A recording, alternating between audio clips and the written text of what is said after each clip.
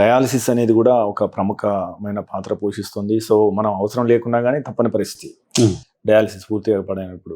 అసలు డయాలసిస్ అంటే ఏంటి, ఇది ఎవరికి అవసరం వస్తుంది? ఇప్పుడు ఇంట్లో కూడా 2 రకాల డయాలసిస్ ఉన్నాయి కదా, హీమో డయాలసిస్, పెరిటోనియల్ డయాలసిస్ అంటున్నారు. వీటి మధ్య తేడాలు ఏంటి? సో ప్రతి ఒక్క పేషెంట్ కిడ్నీ జబ్బుతో మొదలైన తర్వాత కొన్ని ఏండ్ల తర్వాత 5 ఏళ్ళు కావచ్చు, 10 ఏళ్ళు కావచ్చు, క్రియాటినిన్ 5-6 దాటిన వాళ్ళకి స్టేజ్ 5 డిజీజ్ అంటాం. ఈ స్టేజ్ 5 డిజీజ్ వాళ్ళకి 3 ఆప్షన్స్. ఒకటి, మనం హాస్పిటల్కి వెళ్ళి రక్త శుద్ధీకరణ అంటే డయాలిసిస్ చేసుకోవడం, లేదా ఇంట్లో చేసుకోవడం. ఆ ఇంట్లో చేసుకునే ప్రక్రియని మనము పెరిటోనియల్ డయాలిసిస్ అంటాం. వాళ్ళకి హాస్పిటల్కి వెళ్ళి బ్లడ్ డయాలిసిస్ మిషన్లోకి వెళ్ళి ప్యూరిఫై అయ్యి వాపస్ రాదు. కడుపు ద్వారా మనము ఒక సొల్యూషన్ని కడుపులో పెట్టి కొన్ని గంటల తర్వాత తీయడం అనేది జరుగుతుంది.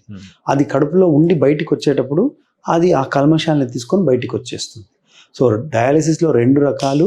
ఒకటి హాస్పిటల్కి వెళ్ళి మనం చేసుకునేది, ఇంకొకటి ఇంట్లో పెరిటోనియల్ చేసుకునేది. ఈ రెండింటికంటే బెటరు ట్రాన్స్ప్లాంట్కి పోవడం. ఈ హోమ్ హీమోడయాలిసిస్ అనేది కూడా ఈ మధ్య కాలంలో కొంచెం పాపులర్ అయింది. హాస్పిటల్కి వెళ్ళి చేసుకునే బ్లడ్ డయాలిసిస్నే ఇంట్లో అమర్చుకునే అవకాశం ఉంది.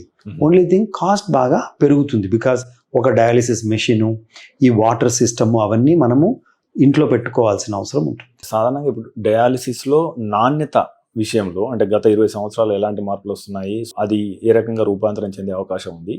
కొన్ని రోజులకు మనం బ్యాక్ ప్యాక్ లాంటిది వేసేసుకొని అంటే మనం నడుస్తున్న ట్రైన్లో కానీ లేదా మన పనులు చేసుకుంటూ కానీ చేసుకునే అవకాశం అన్న వచ్చే అవకాశం ఉంది ఫ్యూచర్లో.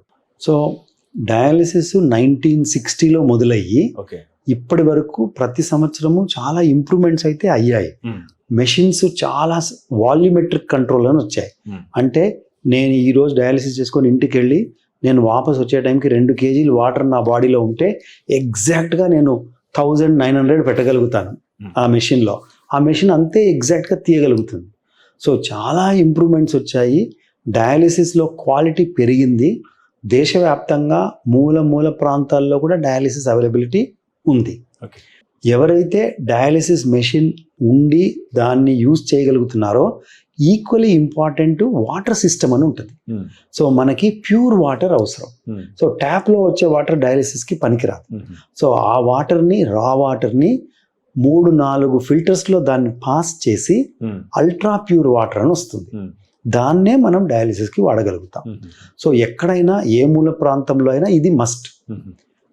క్లీన్ వాటర్ లేకుండా, ప్యూర్ వాటర్ లేకుండా డయాలిసిస్ చేస్తే పేషెంట్స్కి మంచిది కాదు. వాళ్ళకి ఇన్ఫెక్షన్స్ వచ్చే అవకాశం అవన్నీ ఉంటుందన్నమాట. సో ఎక్కడ మనమున్నా ఆ నాణ్యత అనేది వాటర్ క్వాలిటీ బట్టి ఉంటుంది. Machine will be almost same ప్రతి చోట. సో అలాగే పెరిటోనియల్ డయాలిసిస్లో కొన్ని బ్యాగ్స్లో ఈ డయాలిసేట్ అనేది దొరుకుతుంది. మనం ఒక చిన్న ట్యూబ్ పెట్టి దాన్ని ఫిక్స్ చేస్తాం అబ్డమన్లో. ఈ బ్యాగ్ని దానికి కనెక్ట్ చేస్తే ఆ వాటర్ లోపలికి వెళ్ళి ఒక 2 liters ఉంటుంది అబ్డమన్లో. 4 hours ఉంచుతాం. 4 hours తర్వాత డ్రైన్ చేసేస్తాం. ఈ 4 hoursలో బ్లడ్లో ఉన్న కల్మషాలన్నీ దాన్ని అది తీసుకుంటుంది. సో ఈ 2 ప్రక్రియలు కూడా చాలా మంచివే. అండ్ మనకి ట్రాన్స్ప్లాంట్కి వెళ్ళేంత వరకు గుడ్ క్వాలిటీ ఆఫ్ లైఫ్ని కూడా ఇస్తాయి. అండ్ మన ప్రాక్టీస్లోనే 20 ఏళ్ళు దాటిన వాళ్ళు చాలామంది డయాలిసిస్ చేసుకుంటూ ఉన్న వాళ్ళు ఉన్నారు. అయినా అవకాశం ఉంటే మాత్రము ట్రాన్స్ప్లాంట్ పెట్టాం. ఈవెన్ కాస్ట్ పరంగా కూడా మంచి యూనిట్లో దేశంలో మనకి ఇప్పుడు 3000 rupees పర్ డయాలిసిస్ అవుతే నెలకి 12 డయాలిసిస్ అవుతాయి. 12 × 3 అంటే 36 వేలు అయిపోయింది.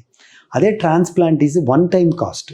తర్వాత నెలకి 15,000 మందులకి స్టార్టింగ్లో, దెన్ 12,000, దెన్ 10,000, అట్లా ప్రతి సంవత్సరం తగ్గుతూ పోతుంది. ఫైనల్గా మినిమం 5,000 పర్ మంత్ మెడిసిన్స్తో ట్రాన్స్ప్లాంట్ వాళ్ళు నార్మల్గా జీవించగలుగుతారు. మీరు తీసుకునే అదే మందులు, అదే నాణ్యమైన మందులు, కానీ సగం ధరకే. అవును, మెడ్ ప్లస్ బ్రాండ్స్ పై 50 to 80% తగ్గింపు.